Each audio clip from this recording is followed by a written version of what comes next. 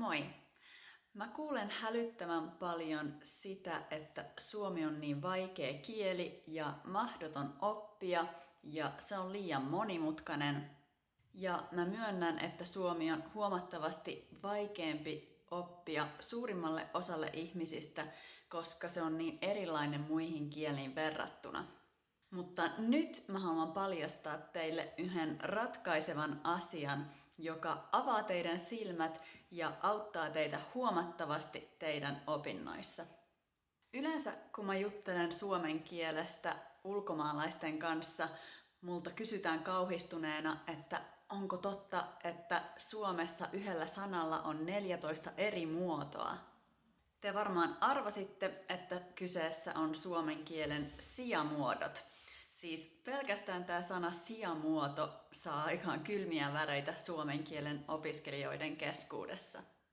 Mutta kuulkaas, mä voin nyt kertoa teille, että sijamuodot on täsmälleen sama asia kuin prepositiot, mutta vaan sanan lopussa.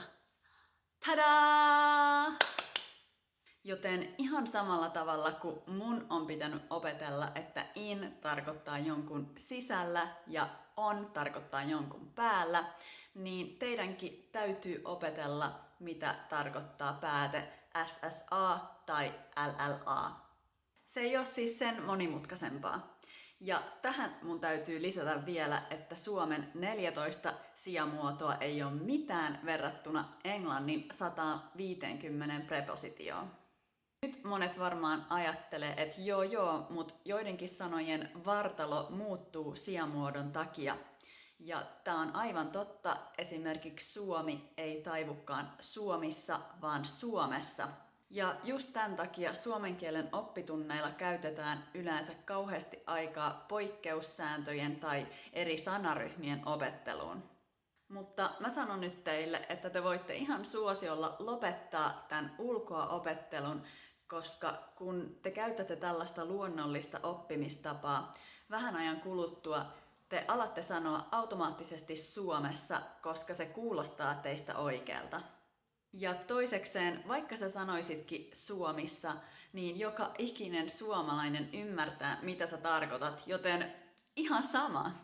Ja sit jos te mietitte, että miksi sanotaan mä rakastan sua, mutta mä tykkään susta, no tääkin on ihan sama asia kuin muissa kielissä, eli niin kuin prepositio riippuu verbistä, niin myös sijamuoto riippuu verbistä.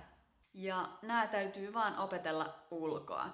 Ja lainausmerkit sen takia, koska jos te uskotte tähän luonnolliseen oppimistapaan, niin te myös luotatte siihen, että te alatte pikkuhiljaa valita oikean sijamuodon.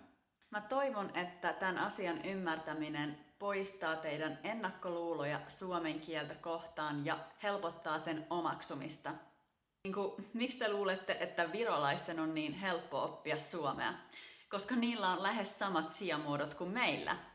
Eli ei kannata kammoksua jotain, vaan sen takia, että se on erilainen. Ja tämä muuten pätee muuhunkin kuin kieliin. Mä laitan tuohon alas linkin, josta te löydätte tosi selkeän listan suomen sijamuodoista selityksineen. Ja mä toivon teille tosi paljon tsemppiä teidän opintoihin. Ensi kertaan, moikka!